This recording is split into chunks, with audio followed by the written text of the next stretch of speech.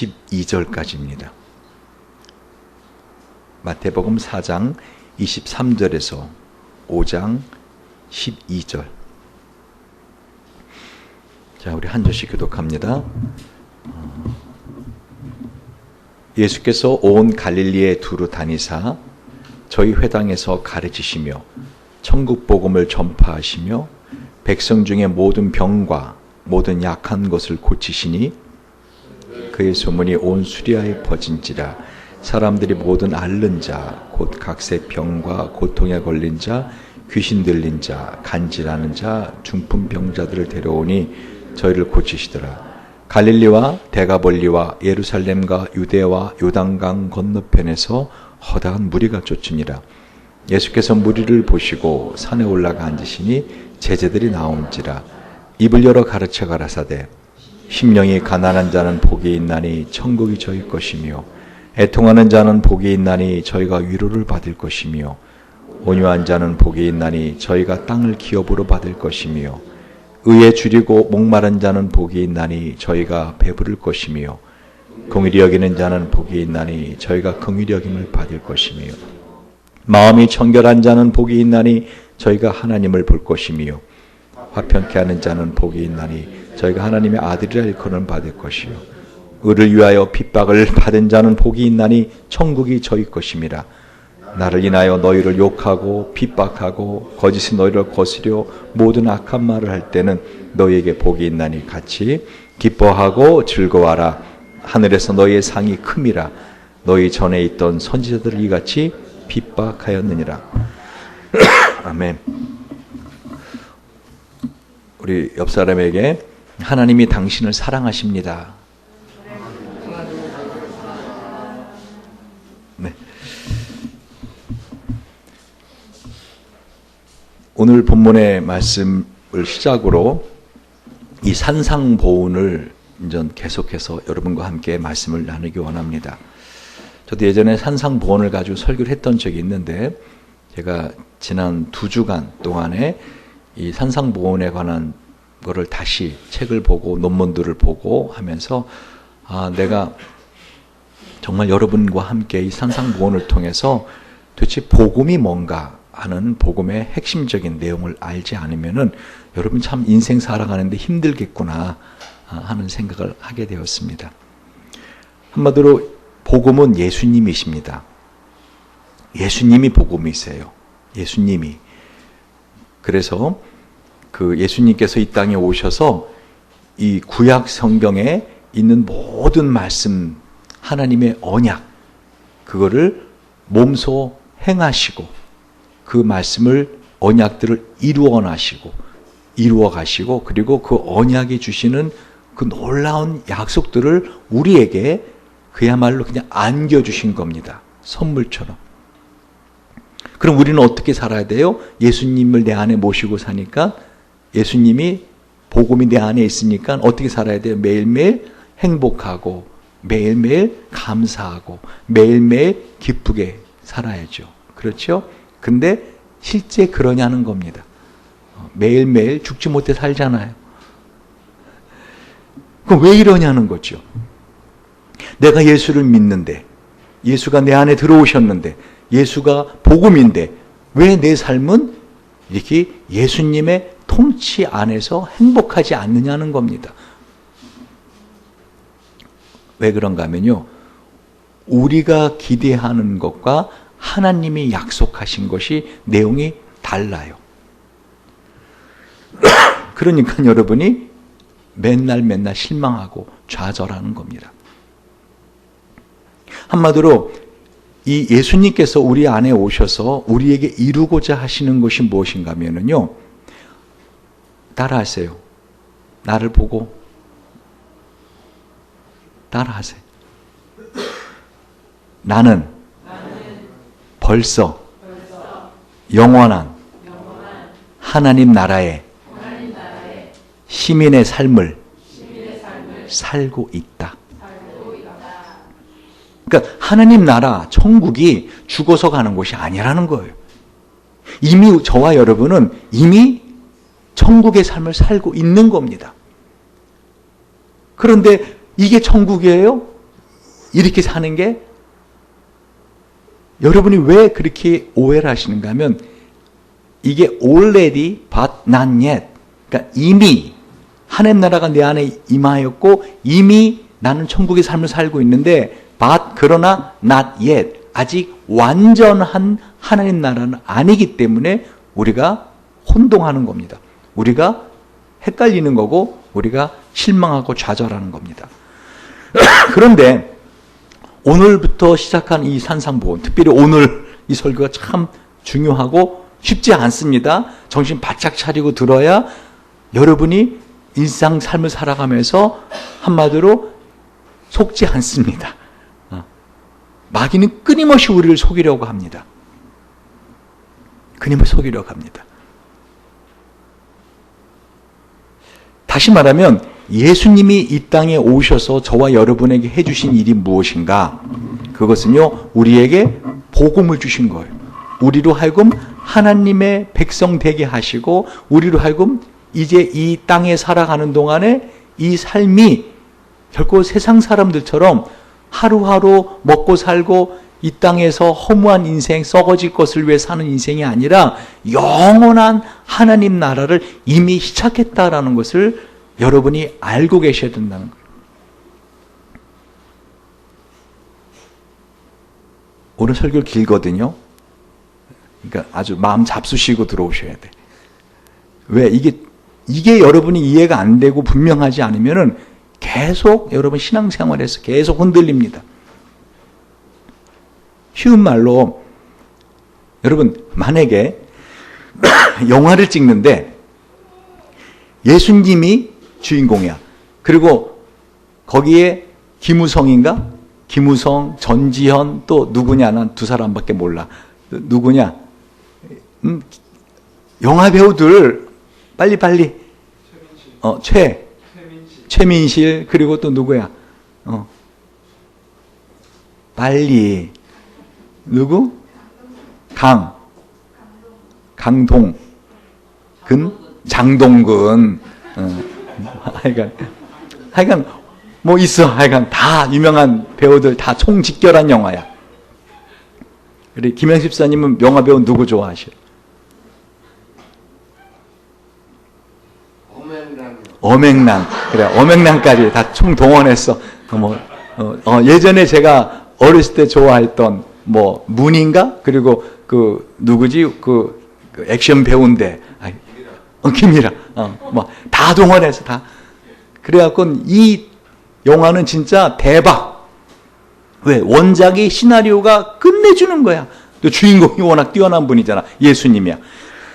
자, 그런데 거기에 그런 영화에 저와 여러분이 어떻게 해? 그러니까 예수님 빼고는 다 조연이야. 그렇죠. 주인공이 예수님이니까 나머지는 다 조연이야. 근데 조연인데 주인공 같은 조연들이야. 그리고 이 영화가 끝나고 나면 그 영화에 참여했던 사람들은 다 어떻게 오스카상부터 시작해서 에미상이니 뭐는 상을 다 휩쓸어. 이건 다 계획된 거고 이미 다 너무 좋은 대본이고 거기에 받쳐지는 음악팀 뭐 하여간 모든 그 스태프들이 세계 최고야. 근데 거기에 여러분이 어떻게 캐스팅됐어. 자, 이정훈 집사님 이번 이 영화에 조연을 맡으셨습니다. 그래서 제 역할은 뭐죠? 그랬더니 택배 사장입니다. 하고서 이제 그 택배 회사 사장으로 맡았고, 하여간 다들 이렇게 이제 조연을 맡았어요, 여러분들이. 할렐루야. 여러분, 이 영화에 참여하는 게 좋아요? 아니면 어떤 사기꾼 같은 사람이 오더니, 당신이 주인공이래. 당신이 주인공 영화를 만드는데, 뭐 그렇게 큰 영화는 아니지만, 근데 이 영화에 주인공으로 참여해달래. 나중에 알고 보니까 그 영화는 상영도 안 돼. 저 삼류극장에도 상영도 안 될 영화야. 그냥 어떻게 인터넷 튜브에 잠깐 있다가 사라질 영화야. 여러분 그 영화의 주인공으로 참여할래. 응? 아까 김이라 또 누구야? 장동근 하여간 다 한 그 영화에 여러분이 같이 그들도 조연이고 나도 조연이야. 같이 거기에 참여하실 거예요? 아니면은 그 상영도 안 돼. 삼류극장에 상영도 안 돼. 찍었다가 언제 사라질지도 모르고 그런 그 영화의 주인공으로 참여하실 거야. 어떻게 하실 거예요? 뭐 이거 고민을 해요. 자, 전편이야, 후편이야? 전편이 참여해야 되는 거 아니에요? 그죠? 다시 말하면, 우리가 하나님의 나라에 이미 이 놀라운 하나님의 계획에 우리가 영화를 찍듯이 인생을 살고 있는 거예요. 우리는 이 영화의 결말을 알아. 저와 여러분 어떻게 돼요? 예수 믿는 사람들 어떻게 되죠? 나중에 천사들을 거느리며 왕 같은 존재로 영원히 살아요. 이거 해피엔딩이에요. 그러니까 이 땅에서 살다가 죽는 걸로 끝나는 게 아니라 저와 여러분의 진짜 인생은 언제부터 시작하는 거야? 그 인생이 끝난 이후부터 진짜 시작하는 거야. 그러니까 이 인생은 뭐야? 그냥 영화 찍듯이, 결론을 아는 영화를 찍듯이 각자 역할에서 어떻게 해요? 그 충실히 하는 거야. 전에 열호라고 하는 드라마 있었어. 옛날에. 거기 보면 태연실인가? 이렇게 나오고 그 바보가 나오거든요. 그 주인공 누군지 모르겠다. 근데 장욱재. 우리 권사님 잘 아시네. 그 장욱재가 만약에 바보 역할을 하는 게 싫다고, 나가 왜 바보처럼 굴어야 돼 하고 똑똑하고 아주 신사처럼 딱 했다. 그 드라마는 재미가 없어지는 거야. 여러분이 각자 하나님이 이 땅을 살면서 역할을 맡아주셨다고요.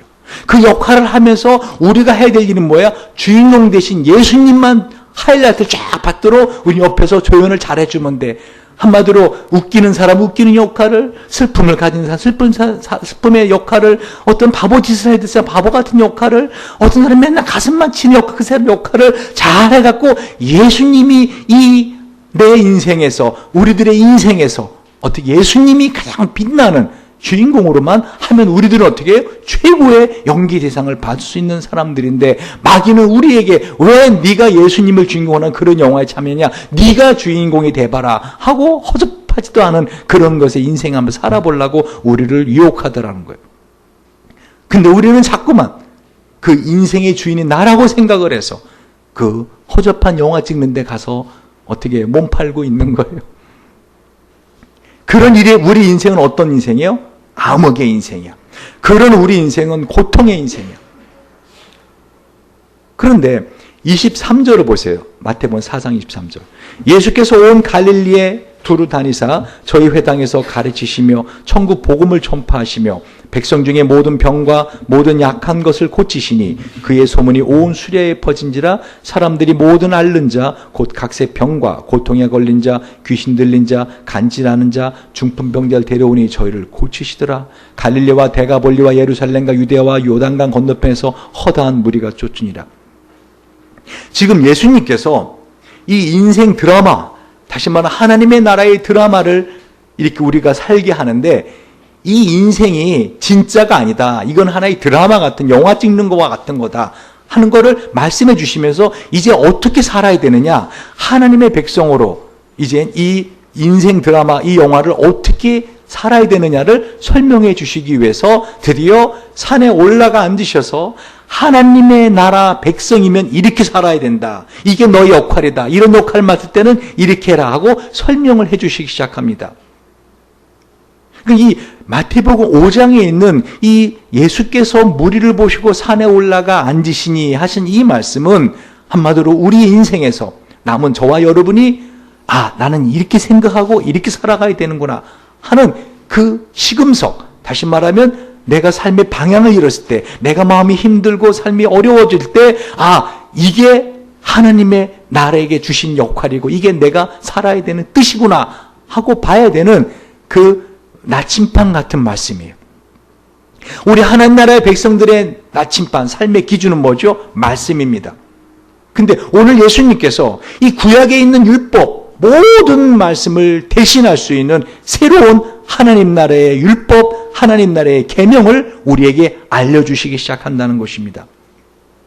근데 이 말씀이, 이 산상수훈의 이 말씀이 그냥 머리로 알고 그렇구나 하는 말씀이 아니라 실제로 저와 여러분의 삶의 어둠을 물리칠 수 있는, 저와 여러분의 삶의 어둠을 물리칠 수 있는 힘이 있는 말씀이라는 것, 이건 실제적인 말씀이라는 것, 이건 추상적인 말씀이 아니라 저와 여러분의 삶을 실제적으로 어둠을 물리칠 수 있는 힘이 있는 말씀이라는 것을 보여주기 위해서 오늘 마태복음 4장 23절부터 예수님께서 어떻게 하셨다고요? 온 갈릴리 돌아다니시며 천국 복음을 전파하시며 천국 복음, 천국은 뭐예요? 하나님의 나라. 천국 복음을 전파하시며 백성 중에 모든 병과 모든 약한 것을 고치시니, 그래서 사람들이 온 수리아의 이방 사람들이 다 앓는 사람 다 데리고 옵니다. 모든 앓는 자, 곧 각생 병과 고통에 걸린 자, 귀신 들린 자, 간질하는 자, 중풍병자들. 여러분, 이 인생은요, 말씀드렸잖아요, 드라마라고요. 근데 실제로 아프잖아요, 여러분. 성우 발목 아프지. 실제로 아프지. 여러분, 실제로 마음이 아프죠. 그죠? 실제로 아프단 말이야. 힘들단 말이야. 실제로. 왜? 그래야 이 드라마가 드라마 같이 돼요. 진짜 드라마가. 그런데 이 인생을 살아가면서 여기 오늘 예수님에게 데리고 왔던 사람들, 모든 앓는 자, 곧 각색병, 이게 다 병입니다, 여러분. 고통에 걸린, 여러분 다 고통이에요. 고통이라는 병에 걸린 거, 고통이라는 병. 인생은 이와 같이 아프고 고통스러운 자들이 살아가는 실제적인 드라마입니다. 드라마와 현실의 차이가 뭐죠? 드라마는, 이러면 드라마 총을 맞았어. 으악! 죽었어. 근데 어떻게, 그 영화 끝나고 나면 이 사람 어떻게? 밥 먹잖아. 그죠? 왜? 드라마에 죽은 거잖아. 그래, 안 그래요? 여러분, 그거 아세요? 저와 여러분, 죽어도 안 죽는 거 알아요? 맞죠? 저와 여러분 죽어도 안 죽어요. 예수님 이 땅에 오시면 다시 부활합니다. 아멘? 아멘 좀 하소. 네. 여러분 진짜예요. 저와 여러분 죽어도 안 죽는 사람들이에요. 죽어도 안 죽어요, 우리는. 그게 예수 믿는 사람들란 말이에요. 이미 우리 안에, 여러분 안에, 내 안에 예수 부활의 생명이 들어와 있다고요. 이미 우리는 영원한 삶을 살기 시작한 거예요. 그러니까 우리가 볼 때는 내가 이번에 이 일로 죽을 것 같아. 세상 사람들이 온통 다 나에게 손가락질하고 나는 이제 끝났어. 나는 부도 났고 내 인생은 끝장이야. 아니에요. 드라마 안에서만 끝장이에요. 우리의 영원한 하나님 나라의 그 내 진짜 인생 여정에 보면 이거는 하나의 한 커트예요. 근데 사람들은 이 고통에 걸려서 괴로워한단 말이에요. 그래서 예수님이 어떻게 하신 거예요? 빛으로 오신 거예요. 그래서 마태복음 그 4장 15절 16절 앞부분을 보세요.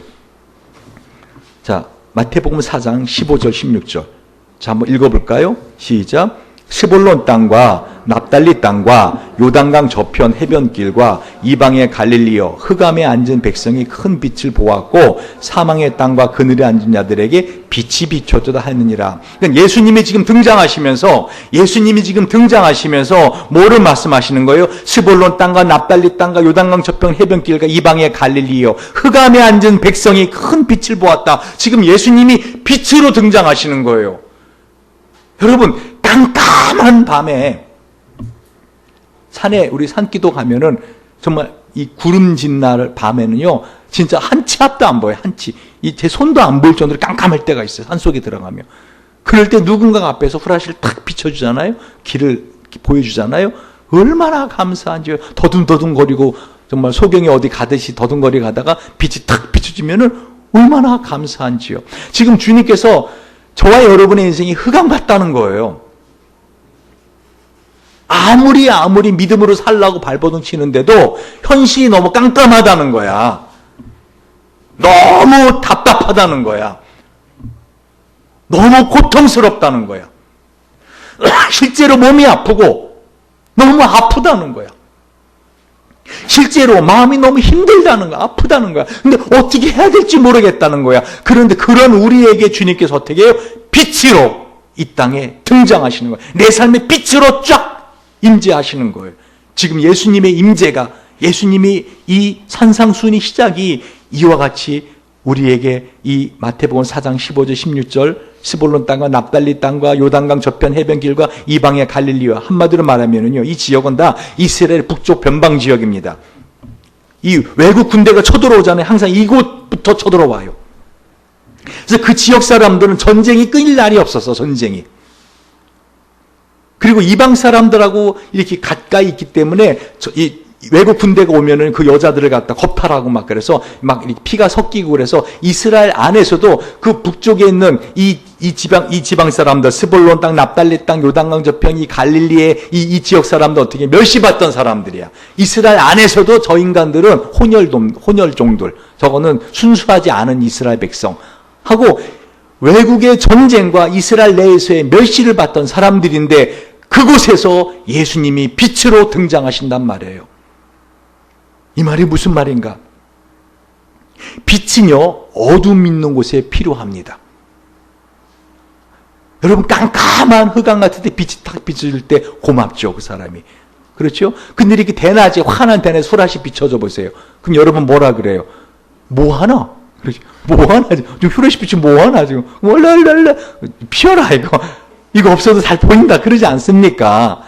다시 말하면 저와 여러분의 인생에서 우리 예수님이 빛으로 오셨다라는 것은 내가 얼마나 칠흑 같은 어둠 속에 살고 있는 죄인이요, 내가 얼마나 내 삶이 내 힘으로는 아무리 발버둥치도 깜깜한 앞이 안 보이는 인생이라는 것을 깨달을 때 이 빛으로 오신 예수님을 볼 수 있는 것입니다. 그래서 요한복음 1장에 뭐라고 되어 있어요? 태초에 말씀이 계시니라, 이 말씀이 하나님과 함께 계셨으니 이 말씀은 곧 하나님이시니라. 그가 태초에 하나님과 함께 계셨고 만물이 그로 말미암아 지은 바 되었으니 지은 것이 하나도 그가 없이 된 것이 없느니라. 그 안에 생명이 있었으니, 그 안에 뭐가 있어요? 생명이 있었으니 이 생명은 사람들의 빛이라. 참빛 곧 세상에 와서 각 사람에게 비추는 빛이 있었나니 그가 세상에 계셨으며 세상은 그로 말미암아 지은 바 되었을 때 세상이 그를 알지 못하였고 자기 땅에 오매 그로 말미암아 자기 백성 영접하지 아니하였으나 영접하는 자 곧 그 이름을 믿는 자들에게 하나님의 자녀가 되는 권세를 주셨으니 라고 요한복음 1장이 약속하고 있는 것입니다. 뭐냐면요, 인생은요 드라마 같은 것인데 실제로 이곳에서 죽을 수도 있어요. 실제로 다치면 아파요. 실제로 누군가 나를 떠나면 마음이 아파요. 왜? 이것은 드라마지만은 실제 상황이라고요. 근데 이 실제 상황의 인생이 영원한 하나님 나라를 보면 어떻게 해요? 이건 드라마의 한 부분이라고요. 한마디로 여러분의 삶은요, 이 스불론 땅과 납달리 땅 이방의 갈릴리처럼 항상 전쟁의 연속이에요. 전쟁의 연속.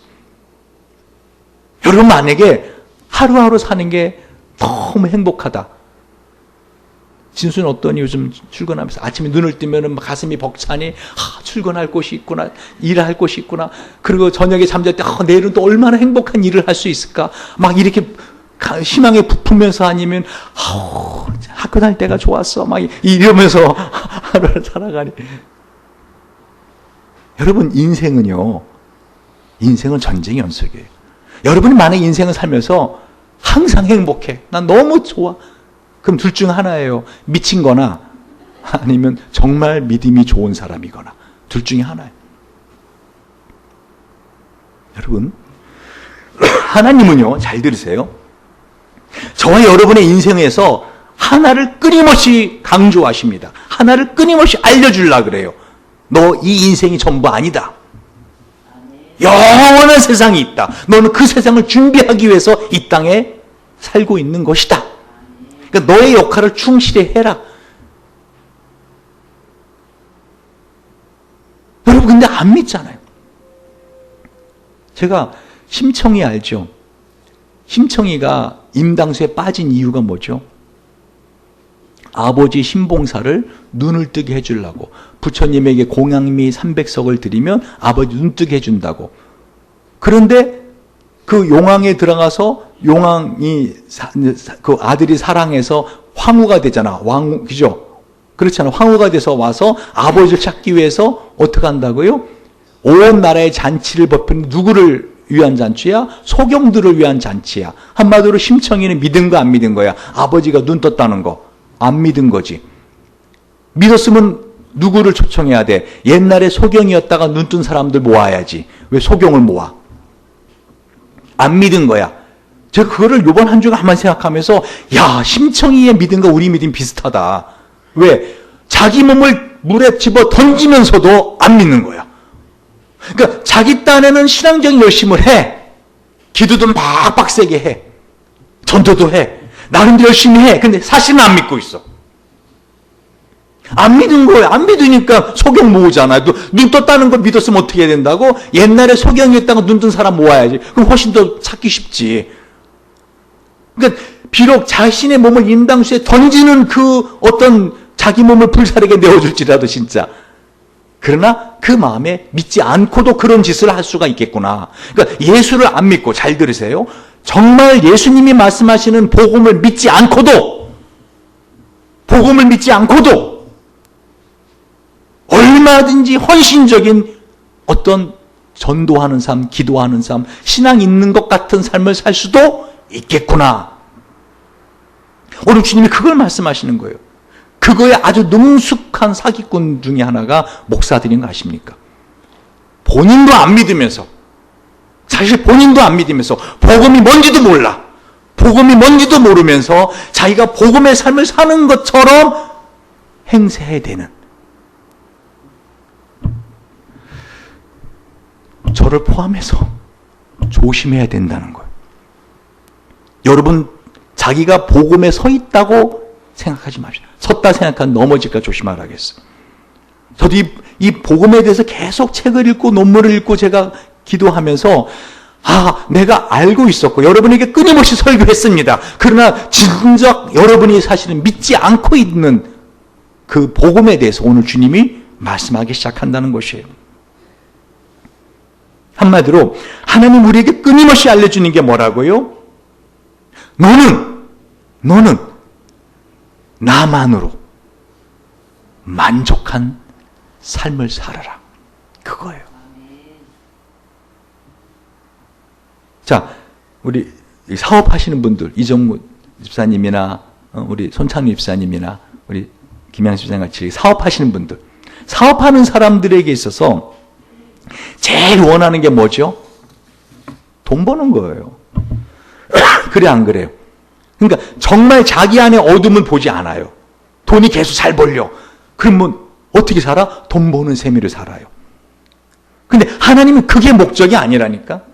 자, 연애하는 사람들, 그 사람에게는 뭐가 가장 이 사람 행복하게 하죠?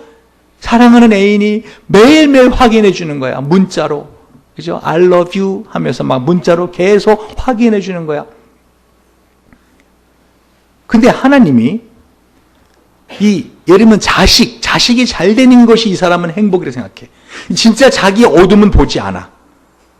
그러니까 마치 마취제를 갖다가 자신에게 투여하듯이 사업가들은 돈이라 하는 거 자기를 끊임없이 마취해. 근데 돈이 벌리긴 하는데 뭔가 이게 아니라는 생각은 들어. 뭔가 이게 참 행복한 건 아니라고 생각해. 연애하면서 애인이 막 뭐 선물 사주고 하면 행복해. 하지만은 이건 아니야. 뭔가 공허하고 뭔가 삶이 이건 아닌 것 같아라고 알아. 근데 그게 뭔지는 그 어둠을 직시하진 않아. 보진 않아. 자식이 행복하면 나는 다 좋아. 자식만 행복하면 좋아. 하고 자식에게 모든 걸 다 쏟아. 그러나 마음 한편으로는 근데 이것은 아니야. 자식이 잘 되고 하는 것만이 인생의 전부는 아니야. 라고 뭔가를 느껴. 그러나 그게 뭔지, 그 어둠이 뭔지는 자기는 돌아보려고 하지 않는다고. 끊임없이 자식에 대한 애정으로, 끊임없이 애인에 대한 사랑으로, 끊임없이 사업에 대한 그것으로 마음을 자꾸 두는 거죠. 그 어둠을 보지 않고 내가 하는 그것에만 마음을 둬요. 그럴 때 하나님 어떻게 하는지 아세요? 그 사업을 쳐버리시고요. 그 자식을 쳐버리시고요. 그 애인을 쳐버리십니다. 그리고 우리를 하면 어떻게 해요? 진짜로 내가 봐야 될 빛이 예수구나 하는 걸 깨닫게 해줘요. 예를 들면 사업하는 사람들에게 어떤 게 제일 절망스러운지 아세요? 특히 이제 여러분들처럼 직원을 데리고 사업하시는 우리 사장님들, 월급날은 다가오는데 어떻게 해요? 월급 줄 돈은 없는데 내 살 깎듯이 내 돈 갖다가 저도 이거 한계가 있는데, 그렇다고 앞에 무슨 뭐 수주가 많이 됐거나 뭔가 좀 길이 찬탄히 하면 그래도 소망을 갈 때 그것도 아니고 이 사업을 접어야 되나 말아야 되나, 이걸 해야 되나 말아야 되나, 내 몸만 작살나는 거 아닌가 하면서 고민할 때 깜깜하지 않아요? 왜 그렇게 하시냐 하나님이. 하나님 능력 있으신 분이. 그러면 일반적인 복음이 아닌, 주로 이게 여러분 가짜를 팔 때 어떻게 파는지 아세요? 이거요 진짜 순 참기름이에요. 여러분 참기름이라는 말 자체가 이미 참기름이잖아. 참기름. 근데 그 앞에다 수식어를 많이 붙여요. 이것은 진짜 순 뭐 하면서 참기름이에요. 그거 의심해 봐야 돼. 복음이 그냥 복음이지 왜 거기에 순복음이 들어가요? 뭔가 의심해야 되는 거야. 복음이 복음이지 거기에 꼭 순자가 들어가. 순복음. 그것만이 뭔가 아니니까 이게 순복음이라는 말을 자꾸만 쓰려고 하는 거라고 저는 생각해요. 많은 잘못된 복음을 가르치는 사람들이 뭐라는지 아십니까? 그 사업이 안 되는 이유, 그 자식이 안 되는 이유, 애인하고 관계가 안 되는 이유, 당신의 기도가 부족해서 그래. 당신의 믿음이 부족해서 그래. 당신의 헌금이 부족해서 그래. 당신의 헌신이 부족해서 그래. 복음은 그게 아닙니다. 제가 지난주에 말씀드린 것처럼 한마디로 우리 어둠을 보는 거예요. 절망하는 거예요. 사실 여러분 금요예배 나와야 이게 시리즈가 지금 연결이 되거든요. 근데 금요예배를 멈추고 붕 뛰니까 이게 지금 이게 무슨 말인가 벙칠 수도 있는데 여러분 주님 우리에게 원하시는 게 뭔지 아세요? 이 세상이 아니라니까요. 너는 그냥 네 맡은 역할 충실하게 해. 근데 그 역할을 잘 하면은 상을 주고 못하면 벌을 주는 게 아니에요. 그냥 그 역할 속에서 견디어내면은 하나님이 상을 주시겠다. 근데 이걸 안 하고 자살하는 사람들이 있어요. 세상을 끝내는 가장 어리석은 사람들이죠. 왜 나를 주인공 안 시켜줘? 왜 내가 원하는 대로 되지 않는 거야? 아, 나 이런 거 안 해. 하고선 자기 목숨을 끊는 이게 가장 어리석은 겁니다. 자식을 사랑하는 것에 자식이 잘 되는 것에 온 마음을 둔 사람들 있죠. 그래서 이런 사람들은 우유를 계속 바꾸지 않아요? 아이가 태어나면 아인슈타인처럼 머리 조라고 아인슈타인 우유 먹이잖아요. 천재대라고. 그러다가 애가 유치원쯤 들어가면 우리 아이는 그 정도는 아니구나. 천재 정도는 아니구나 해서 파스텔 우유 먹이잖아. 왜? 민사고라도 들어가라고. 민족사관학교, 고등학교. 초등학생이 되면은 아우 얘는 그 정도도 안 되는구나. 우리 아이는 서울대 하나 들어가면 좋겠다 해서 서울 우유로 먹여요. 그래서 중학생쯤 되면은 아이고 우리 아이는 서울대까지는 좀 부족한 것 같아 머리가. 연세 우유 먹여요. 연세대라도 가라고. 근데 중3쯤 되잖아요. 성적 갖고 오는 거 보니까 아 얘는 연대도 좀 힘든 것 같아. 건국 우유 먹여요. 건국 우유. 2호선이라도 타라고. 그러다가 이제 고등학교 딱 들어가면은 얘는 건대도 힘들어. 그냥 서울 안에 있는 그냥 뭐 삼육대학 같은 365유 먹여. 근데 2학년쯤 되잖아. 고등학교 2학년쯤 되면은 그냥 재수하지 말고 지방대학이라도 들어가라고 저지방 우유 먹여. 그러다가 고3이 딱 되잖아. 그러면 그래 뭐 대학 못 들어가도 되고 그냥 매일매일 씩씩하고 건강하게만 자라다오 매일 우유 먹인다. 다시 말하면 낙심하고 절망하는 게 인생이에요. 근데 왜 하나님이 그렇게 하시냔 말이에요. 그 능력 있으신 하나님이 전지전능하시고 뭐든지 할 수 있는 하나님이 내 안에 계시는데 왜 내가 원하는 대로 척척척 돼서 인생이 돼서 내 인생에서 내가 주인공처럼 쫙 멋지게 폼나게 사람들한테 봐봐 예수 믿음이 이렇게 돼. 하나님께 영광이요 나도 영광이요. 왜 이 좋은 걸 왜 안 했어요? 그럼 하나님 뭐라 그래? 짜그러져 있어라 그냥 네 역할 해라 그래요. 너는 거기 있어서 그거 하는 게 네 역할이다. 근데 우리는 왜 나한테 스포트라이트? 여러분 예를 들면은 여러분이 만약에 그 사극을 찍는데 여러분이 만약에 우리 현진이가 하녀 역할이야. 푼수 하녀 있잖아. 어린애 심부름하는 막 까불고 막 그냥 찰랑찰랑거리고 막 행주치마 뒤집어서 막 하는 이런 역할을 해야 되는데 현진이가 난 싫다는 거야. 화장 싹 하고 와서 나는 이 집 어떻게 가장 귀한 외동딸 역할 하겠다고 푼수가 그렇게 하면은 그 드라마 그 재미없는 거 아니에요? 역할을 맡아야 되는 거 아니에요? 다시 말하면 여러분과 제가요. 인생을 살면서 뭔가 뜻대로 안 되잖아요. 힘들잖아요. 몸이 아프잖아요. 기도했는데 낫게도 안 해주시잖아요. 몸이 고통스럽고 마음이 힘든데도 되어지지 않잖아요. 뜻대로. 그럼 어떻게 해요? 감사하세요. 이 시간은 이게 내 역할이구나. 그리고 어떻게 해요? 절망스럽잖아요. 깜깜하잖아요. 절망해버리셔야 돼요. 그게 진짜 연기 잘하는 사람이에요. 그래 안 그래요? 오해하라고요. 통곡하라고요. 하나님 앞에. 왜 내 인생은 이 정도밖에 안 되는 거예요? 그게 자신 역할이에요. 그 오열을 하시라니까요. 그 절망하시라니까요. 바닥을 치라니까요. 근데 여러분은 사람들에게 그럴듯하게 보이게 하고 싶어서 예수 믿는 것조차도 그럴듯하게 보이게 하려고 그렇게 안 하잖아요. 그런 기도조차 안 하잖아요. 그리고는 어떻게 해요? 자기 역할 안 하고 자꾸만 자기가 스포트라이트 받으려고. 예수님의 스포트라이트 받아야지. 사람들이 그런 질문을 해야 돼요, 여러분한테. 아니, 당신은 지금 그렇게 어려운 상황에서 어떻게 그렇게 감사하며 살아요? 얼굴이 오히려 사업 잘 될 때보다 자식이 어려운 상황에 있는데, 어떻게, 너 애랑 헤어졌는데, 너 어떻게 더 밝니? 라고 하는 말을 들어야 돼요. 그때 여러분 입에서 나오는 게 뭐예요? 예수님 때문에. 내 인생에서 다른 건 다 실패해도 예수님만 내 인생에서 주인 되시면 나는 행복할 수 있어? 그 말이 여러분에게 진심으로 고백되어질 때 하나님은 여러분이 원하는 것도 함께 풀어져 나가 주신다고. 그 고백이 되어지지 않으면 어떻게 끊임없이 자신의 어둠을 보라고 여러분이 믿고 오지 않은 것을 밑둥부터 치기 시작하십니다. 우리 인생은요, 사방을 둘러봐도 깜깜한 빛이 없는 그게 인생의 본질입니다. 왜? 흑암의 권세가 다스리는 게 인생이거든요. 마귀가 우리한테 뭔가 주잖아요. 그건 미끼예요. 뭔가 있는 거예요. 우리 인생은 본질적으로 인생 드라마의 한마디로 본질이 뭐예요? 끝에만 해피엔딩이야. 근데 여러분 해피엔딩 영화 보셨어요? 끝에가 잘 되는. 근데 그 영화 처음부터까지 해피엔딩으로 하다가 해피엔딩으로 끝나. 그 영화 재미없는 거 알아요? 뭔가 막 위기와 반전과 막 이렇게 되다가 마지막 해피엔딩 되면 야 이러지 않아요? 그래 안 그래요? 좋은 가정에 태어나서 행복하게 살아서 뜻대로 다 되다가 잘 죽었다. 그런 거 누가 봐요? 뭔가 저 사람은 그대로 끝날 것 같은데 반전. 그게 인생이에요. 여러분.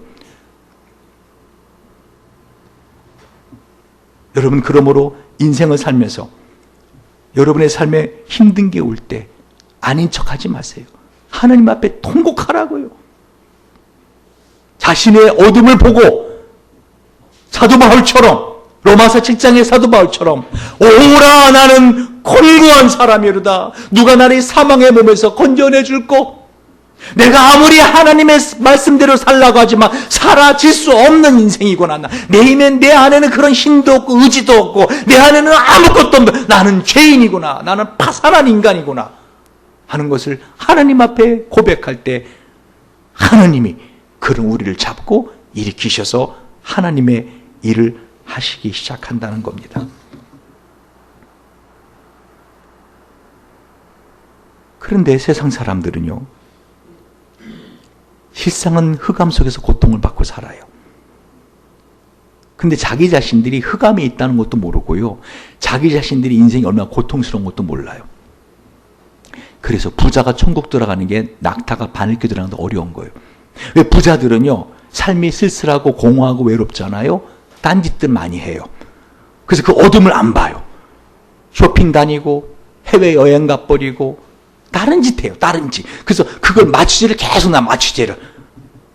그러니까 어떻게 돼요? 부자가 자기가 진짜 자기 영혼이 지금 진짜 자기가 얼마나 어둠 속에 있는지 진짜 자기가 울부짖어야 될 때 하나님 앞에 통곡하고 하나님 앞에 절망하고 하나님 앞에 바닥을 쳐야 되는데 바닥을 치고 가슴을 쳐도 시원찮은 그 슬픈 인생인데 어둠 속에 있는 인생인데 그런 자기를 외면한다고요. 외면하고 어떻게 해요? 끊임없이 자기를 이 외롭고 공허하고 슬프고 이것을 마취에만 찾아다닌다고요. 그러니까 그렇게 살다 죽으면 어떻게 해요? 지옥 가는 거예요. 그래서 부자가 천국 가는 게 낙타가 바늘길 가는 것도 어렵다는 거예요. 그런 사람에게 예수님을 믿으세요. 그러지 않으면 뭐라고 말하는 줄 알아요? 저 괜찮은데요?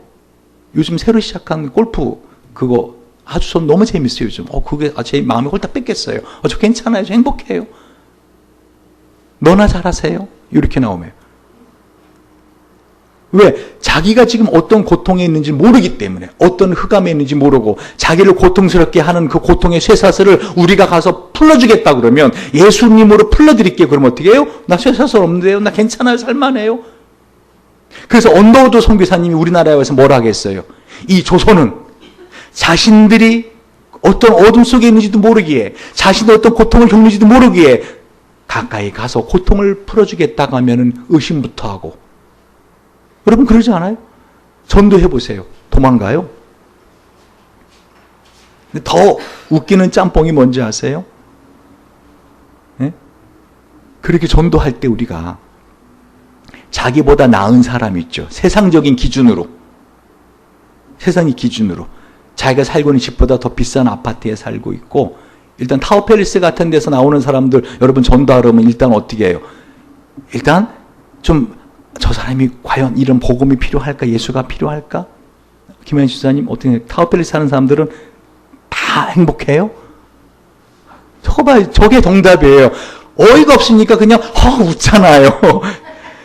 여러분 안 그래요.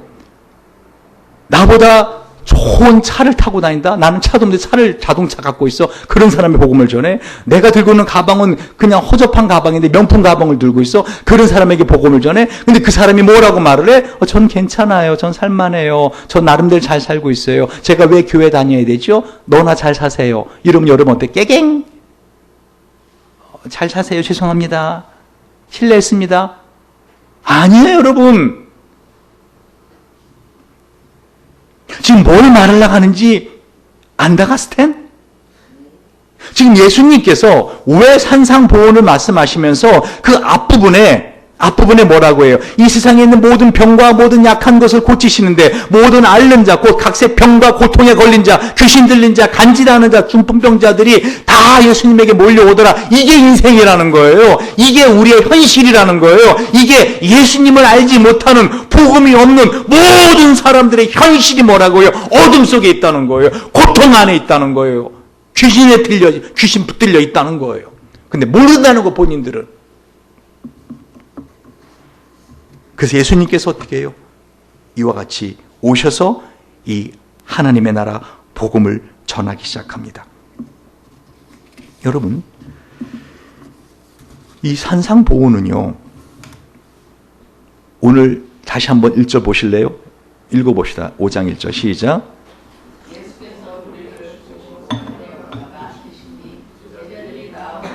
여러분, 법정에서 판사가 들어오면 다 일어나는 거 아세요?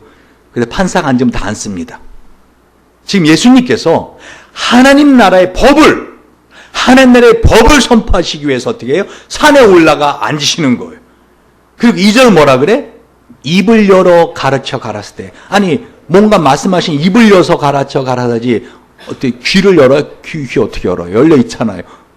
입을 열어 가르쳐. 근데 왜 이렇게 표현하는가? 성경에 보면은요, 이사야 1장 18절 20절 보면은 하나님께서 뭔가 이 하나님의 백성들을 향하여 심판의 말씀을 하실 때 입을 열어, 여호와의 입의 말씀이라, 이 말씀을 계속해요. 너희가 즐겨 순종하며 땅의 아름다운 소산을 먹을 것이요 너희가 거절하여 배반하면 칼에 삼키우리라. 여호와의 입의 말씀이니라.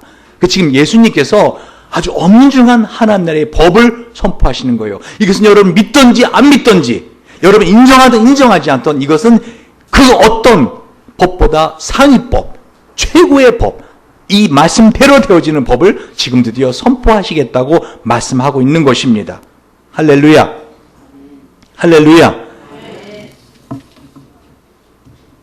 출애굽기 15장에 보면은요, 출애굽기 15장에 보면 5절에서 8절을 한번 볼까요? 자, 한번 읽어봅시다. 시작. 세계가 다 내게 속하였나니 너희가 내 말을 잘 듣고 내 언약을 지키면 너는 열국 중에서 내 소유가 되겠고 너희가 내게 대하여 제사장 나라가 되며 거룩한 백성이 되리라. 너는 이 말을 이스라엘 자손에게 고할지니라. 모세가 와서 백성의 장로들을 불러 여호와께 자기에게 명하신 그 모든 말씀을 그 앞에 진술하니 백성이 일제 응답하여 가로되 여호와의 명하신 우리가 다 행하리이다. 이게 뭐지요? 하나님께서 이스라엘 백성들을 애굽에서 출애굽해 주십니다. 구원해 주세요. 우리를 영적으로 구원해 주시는 거예요. 그리고 홍해 바다를 갈라서 홍해 바다를 지나서 드디어 어떻게 해요? 하나님의 약속의 땅, 가나안 땅에 들어가기 전에 너희가 다 나에게 속하여 너희는 내 것이다. 이 경상도 사람들이 이렇게 말하잖아요. 네 내 끼라. 그러죠. 그리고 결혼해달라는 말을 어떻게 말해요? 내야 나도 이러잖아. 그죠? 지금 그런 표현이라고요. 하나님이 넌 나에게 속해. 넌 내 거라. 넌 나의 소유다. 사랑한다는 표현이에요. 그러면서 뭐라고 말해요? 이 말씀대로 그대로 살면 내가 이렇게 해주겠다라고 했더니 이 이스라엘 백성들이 다 일제 응답하여 가로되 여호와의 명하신 대로 우리가 다 행하리이다. 근데 이 말씀이 이 오늘 마태복음 5장의 말씀에 의해서 어떻게 해요? 완성되는 거예요. 이게 무슨 말인가? 지금 예수님이 세례를 받으셨죠, 이전에. 그죠? 그게 뭐를 의미해요? 이스라엘 백성이 홍해 바다를 지나간 걸 의미해.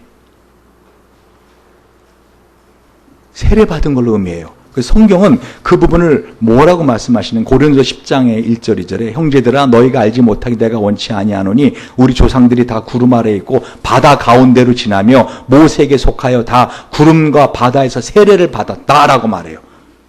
그러니까 홍해를 건너가는 게 뭐를 의미하는 거예요? 세례 받는 걸 의미해요. 그러니까 예수님이 한 분이시지만 이 예수님에게 속해 있는 예수님을 믿는 모든 사람들이 예수님 안에서 어떻게 된 거예요? 세례를 받고 그리고 어떻게 하셨어요? 곧바로 사역을 하신 게 아니라 광야로 돌아가셨어요. 며칠 동안? 40일 동안 금식하시며 기도하신다고요. 그럼 뭐를 의미해요? 이스라엘 백성들이 홍해 바다를 지나와서 몇 년 동안 40년 동안 광야에서 헤매다 죽잖아요. 그죠? 그걸 예수님이 그대로 지금 재현하시는 거예요.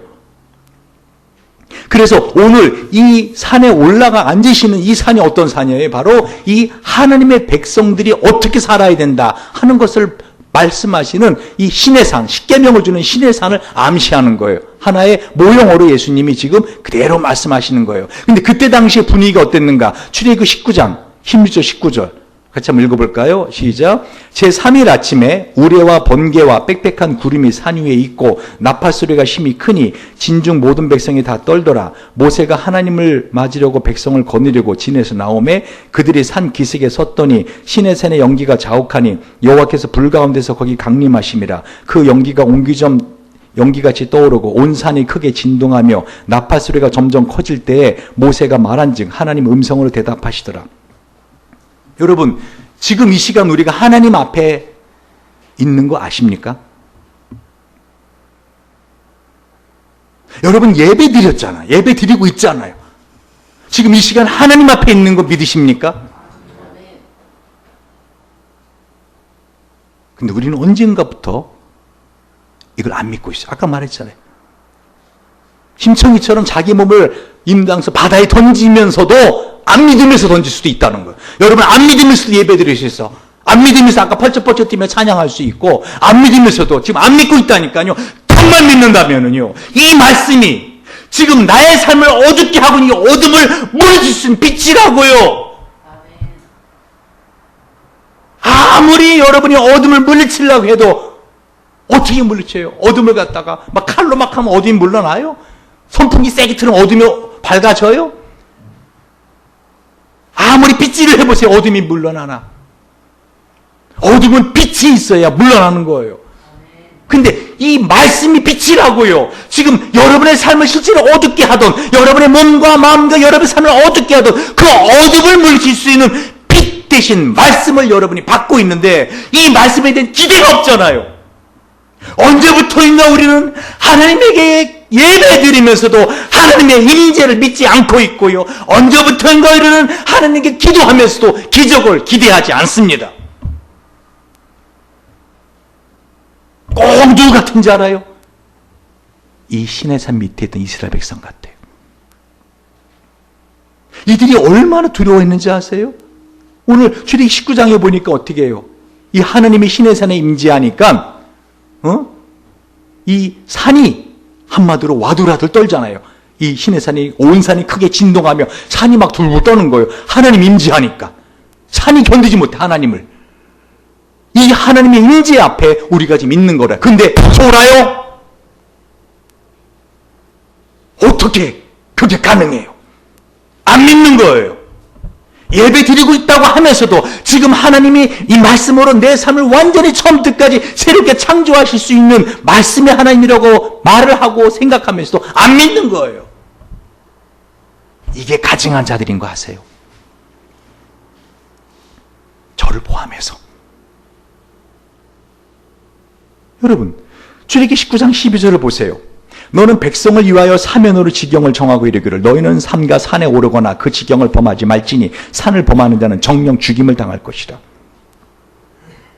출애굽기 19장 24절 보면 여호와께서 그에게 이르시되 가라 너는 내려가서 아론과 함께 올라오고 제사장들과 백성에게는 돌파하고 나 여호와께 올라오지 못하게 하라. 내가 그들을 돌격할까 하노라.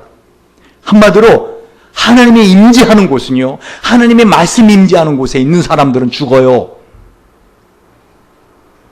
왜? 우린 죄인이기 때문에. 여러분 죄 없으세요? 하나님은 거룩하신 분이기 때문에 여러분 죽어요. 여러분 혹시 죄 짓고 경찰에게 잡혀보신 적 없어요? 전에 제가 바빠가지고 막 속도 막 내는데 바빠가지고 죄송하지만 신호등 한번 위반한 적 있어요. 막 어디 가서 뭐 해야 되는데 빨간불인데 휙 없길래 차가 그랬더니 어디서 경찰차가 있었는지 뒤에서 미워 하면서 막 따라오더라고요. 아이고 걸렸구나.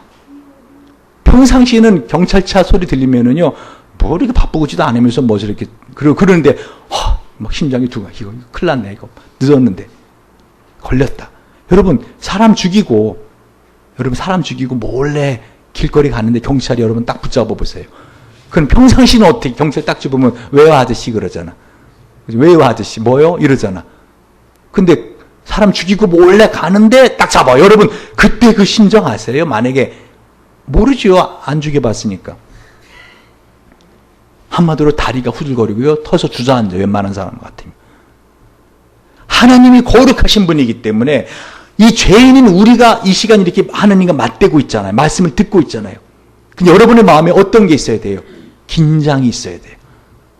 근데 편안하잖아요. 편안하니까 졸음도 오잖아요. 좋은 거예요, 이거. 좋은 거예요, 진짜로. 그렇지만 그때 당시는 어떻게 해요?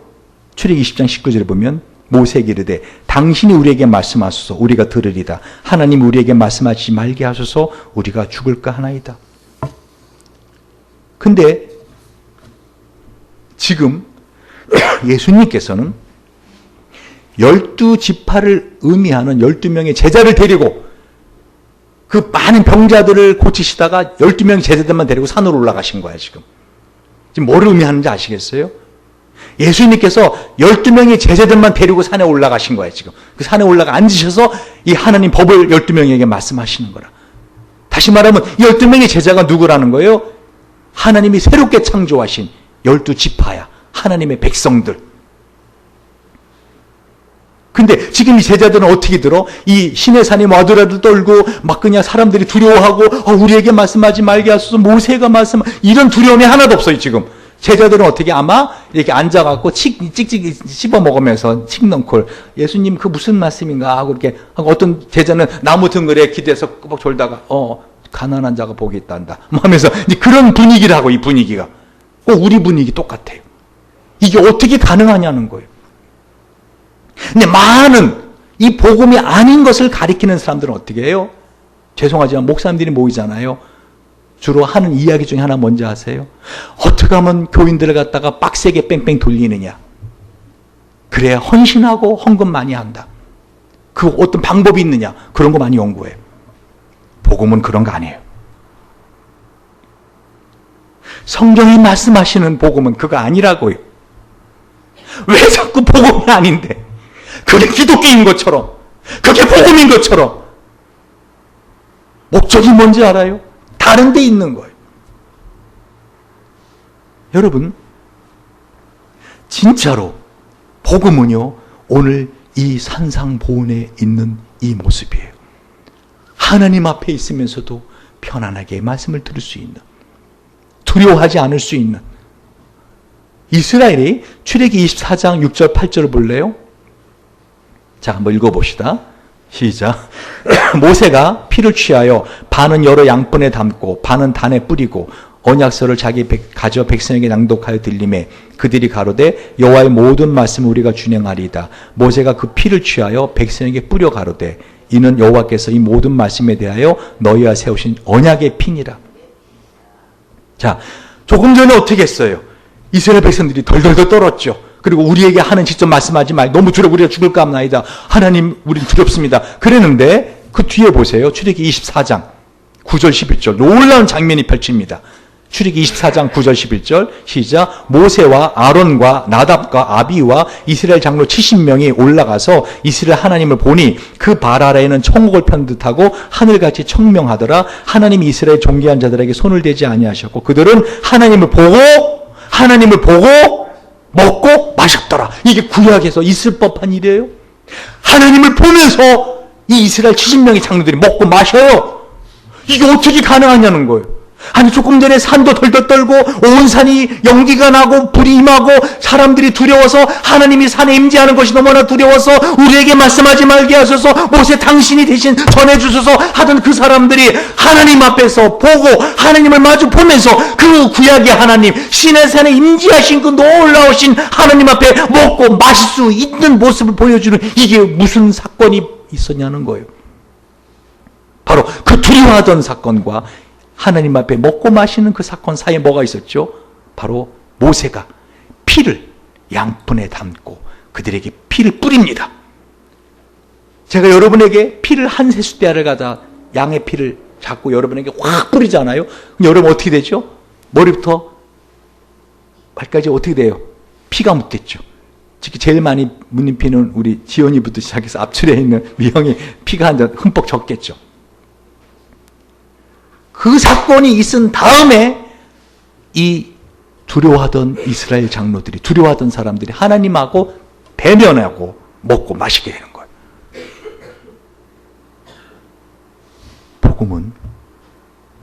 복음은 예수입니다. 예수님의 십자가의 죽음 그 사건을 정말 여러분이 믿는다면요 여러분의 삶의 어둠은 사라져요. 그런데 이스라엘 백성 어떻게 하는지 아세요? 우리가 다 지켜 행하리다 하고선 아직 이 피도 마르기도 전에 그리고 이 모세가 그 십계명 돌판을 받으러 시내산에 올라갔는데 올라가자마자 뭐 만들죠? 이스라엘 백성 여러분 다 아시는 이야기 아니에요? 뭐 만들죠? 금송아지 만들어. 꼭 누구 같아? 우리 같지 않아요? 주일날 예배 드릴 때 주님 이번 한 주는 정말 내가 한번 제대로 살아보겠습니다. 제가 정말 죄 안 짓고 한번 이번 한 주간만이라도 하나님의 뜻에 합당한 삶을 살아보겠습니다 하고 돌아가자마자 집에서 한바탕 하잖아요. 꼭 누구 닮지 않았어요? 근데 이런 우리를 하나님이 용서해 주신단 말이에요. 어떻게 이렇게 죄만 있으면 돌격해서 죽여버리시는 그 하나님의 거룩하심이 어떻게 우리를 용납해 줄 수 있는가? 바로 그 피 때문에. 그런데 하나님이 화가 나셨어요. 금송아지를 만든 이스라엘 백성을 다 죽이려고 그러십니다. 그자 모세가 출애굽기 32장 12절에 보면 어찌 애굽 사람을 이르기를 여호와가 화를 내려 그 백성을 산에 죽이고 지면에서 진멸하려고 인도해 내었다 하게 하시려나이까. 주여 맹렬한 노를 그치시고 뜻을 돌이키사 주의 백성 이 화를 내리지 마옵소서. 그러니까 모세가 중보하는 거예요. 하나님 다 죽여버리시겠다 그랬어요. 왜? 약속했잖아. 그 약속이 뭔지 알아요? 너희가 이 말씀을 다 지켜 행하면 내가 너희들이 복을 주고 내 백성이 되게 하겠다. 근데 지켜 행하지 않으면 어떻게 하겠다는 거예요? 죽이겠다는 거예요. 그래서 그 증거로 피를 뿌렸잖아요. 피를 뒤집어 썼다는 게 뭐예요? 이거 아직 이렇게 죽인다는 거예요. 근데 그 피가 마르기도 전에 금송아지 만들었잖아. 그럼 어떻게 해야 돼 다? 죽어야 되는 거 아니에요? 여러분 이 사실을 절대 잊지 마세요. 저와 여러분요. 진작 죽고 진작 지옥에 갔어야 될 사람들이에요. 저와 여러분이 오늘 하루 살아가는 인생, 지금까지 살아온 거 은혜입니다. 여러분 자꾸 이걸 부정하려고 그래요. 내가 마치 특별한 존재인 것처럼 내가 하나님의 사랑을 받아야 될 만한 존재인 것처럼 웃기는 짬뽕 같은 소리 하지 마세요. 정말 가끔 가다가 저 절간의 산속에 있는 스님들 중에서요 제가 얘기를 들어본, 스님의 인생을 쭉 얘기 들어보면은요, 야, 이런 분이 목사가 됐어야 되는데, 저 그런 마음 갖는 분 많아요, 진짜. 하나님 나한테 은혜를 주신 거예요. 여러분에게 은혜를 주신 거예요. 하나님 우리를 다 죽여도 우리는 찍소리 못할 죄인들이라고요. 그래서 하나님이 다 죽이겠다는 거예요. 근데 모세가 중간에서 하나님, 그렇죠. 그렇게 하시면 안 됩니다.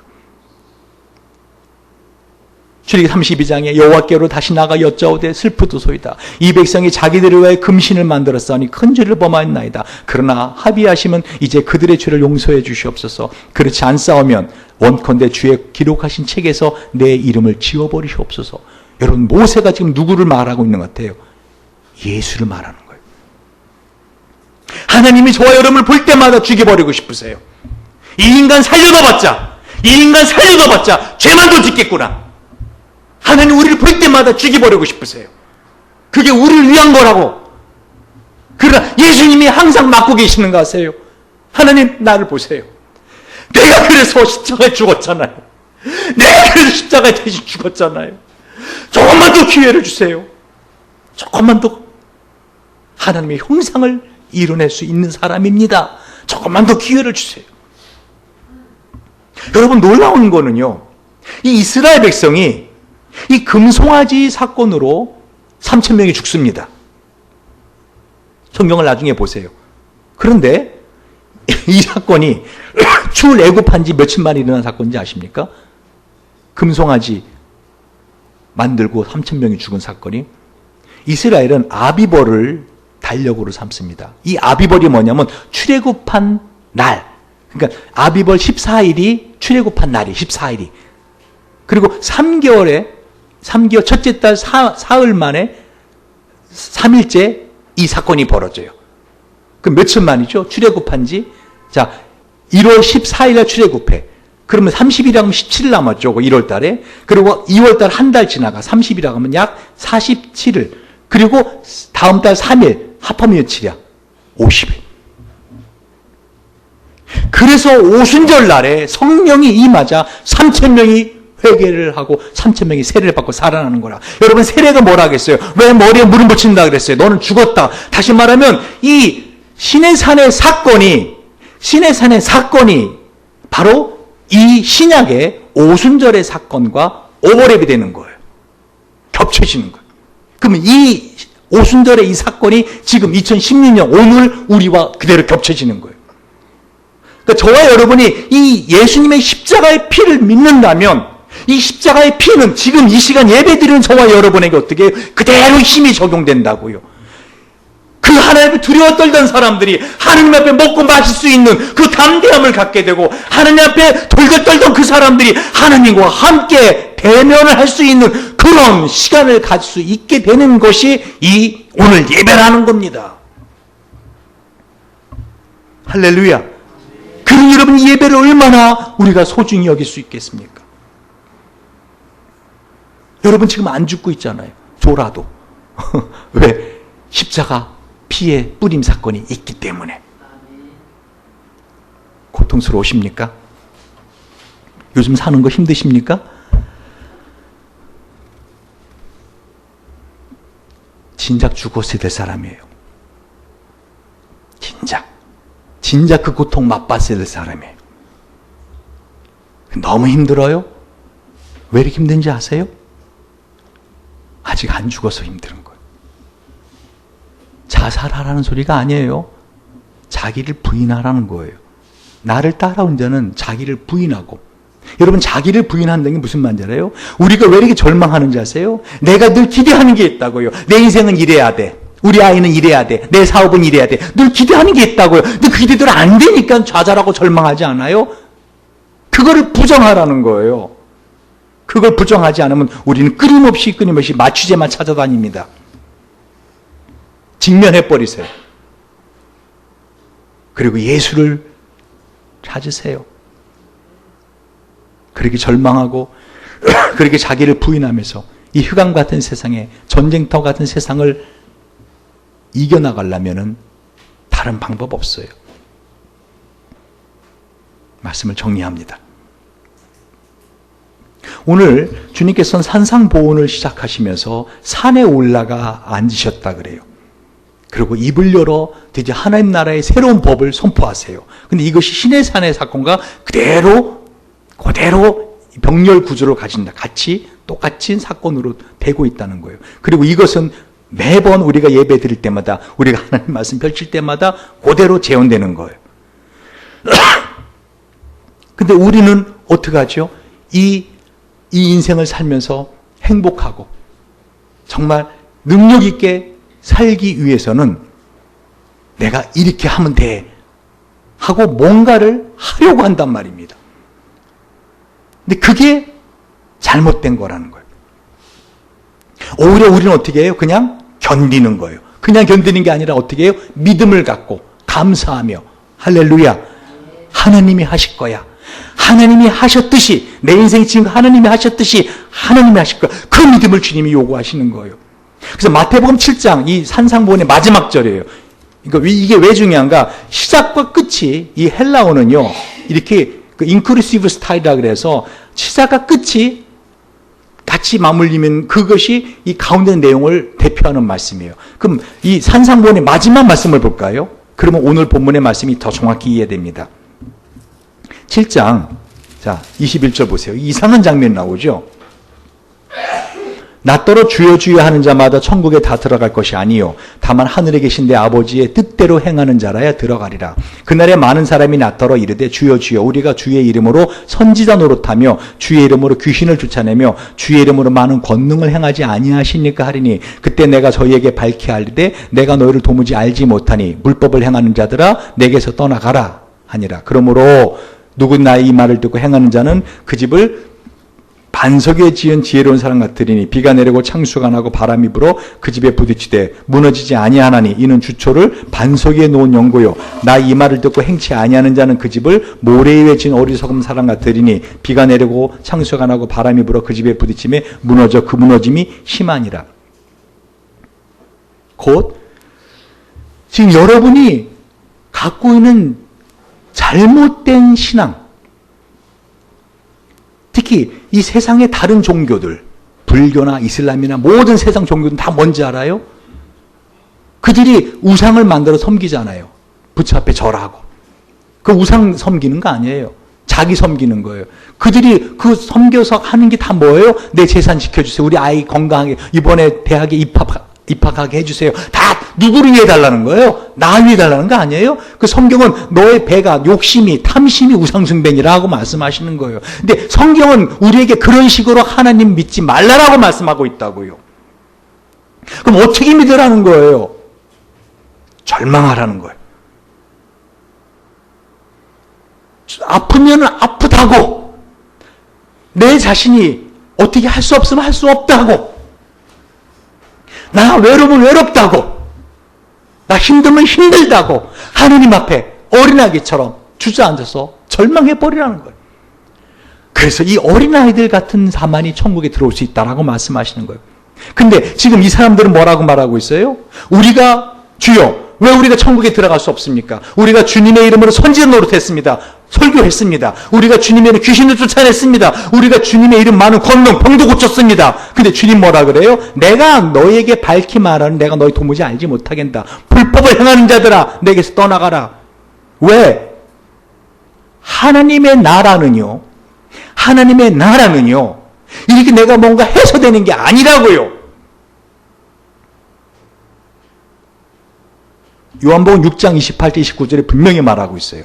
읽어볼까요? 저희가 묻되, 다 같이 시작. 저희가 묻되 우리가 어떻게 해야 하나님의 일을 하오리까? 예수께서 대답하여 가라사대 하나님의 보내신 자를 믿는 것이 하나님의 일이니라. 예, 마태복음 6장 28절 29절 이 말씀 뭐라고요? 우리가 어떻게 하나님의 일을 합니까? 했더니 뭐라고요? 하나님의 보내신 자 예수를 뭐 하는 것이? 믿는 것이 하나님의 일입니다. 그럼 아무것도 하지 않고 그냥 믿기만 하면 돼요? 네. 그러면 기도도 안 하고요? 그거 아세요? 믿는 사람은 기도합니다. 기도하지 않고 믿는다고요? 웃기는 짬뽕 같은 소리예요. 귀신을 속여도 하나님 못 속여요. 사기치지 마세요. 정말 믿으면 기도하게 돼요. 마치 기도는 기차의 레일처럼 하나님의 이 놀라운 능력이 실현될 수 있게 하는 까는 레일과 같은 거라고요. 정말 믿는다면 기도한다고요. 왜? 그것이 실현되도록. 할렐루야. 마음으로만 난 믿어요. 하나님 믿어요. 종종 그래요. 제가 이렇게 좀 기도 좀 하고 특별하게 좀 금식도 좀 하시고 그럼 그래야 된다고. 중요한 건 뭐예요? 이제까지 나온 거 지금 제가 거꾸로 가는 거예요. 잘 정신 안 차리면 또 순복음식으로 거꾸로 들어요. 기도해서 되는 게 아니라고요. 그리고 기도했는데도 안 돼서 절망할 때 그때 나오는 기도가 진짜 기도라고요. 제가 지금 기도하지 말라는 게 아니에요. 전도하지 말라는 게 아니에요. 선하게 살지 말라는 게 아니에요. 그거를 가지고 하나님의 나라에 어떤 일을 하려고 하는 그게 불법이란 말입니다. 내가 뭔가를 해서, 내가 기도를 많이 해서 내가 능력을 행한다? 이건 완전히 마귀 새끼입니다. 내가 기도를 많이 했더니 하나님 나에게 능사를 주셔서 내가 이런 일을 행한다? 그건 마귀 새끼예요. 근데 그런 사람들도 숭상하잖아요. 잘못된 겁니다. 그건 복음이 아닙니다. 일을 하는 것이 아니라 정말 하나님 내 안에 아무것도 없네요. 나는 심령이 가난한 자입니다. 그 사람이 복 있는 거예요. 하나님 내 안에 아무런 의가 없네요. 의에 추리고 목마릅니다. 하나님. 그 사람이 복 있는 사람이에요. 통하는 자가 복 있는 거예요. 근데 그렇지 않고 자기 열심으로 신앙의 집을 짓잖아요. 기초가 잘못됐다 그러잖아. 기초가 모래에 짓는 집 참수가 나면 어떻게 한다고? 마지막 심판 때 어떻게 한다고? 무너진다 그러잖아요. 이 반석은요, 잘 들으세요. 이 반석은 오직 예수밖에 없어요. 반석은 예수밖에 없어요. 이 예수를 믿는 것, 하나님 나라의 예수 외에는 아무런 소망이 없습니다.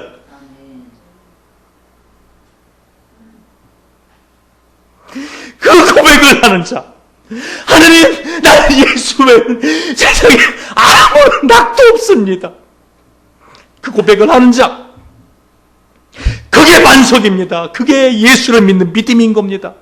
여러분의 마음을 다른 걸로 맞추려고 하지 마세요. 자식이 잘 되는 것에 거기서 뭔가 즐거움만 맛보려고 하지 마세요. 사업이 잘 되는 것에 마음을 자꾸 가지 마세요. 그 모든 것에서 안 되면은 아프다고 절망하세요. 아프다고 하세요. 그리고 뭐라고 고백해야 돼요? 하나님 나 외롭습니다. 나 힘듭니다. 나 아픕니다.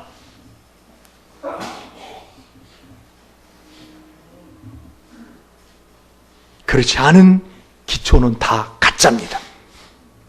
기도하시겠습니다.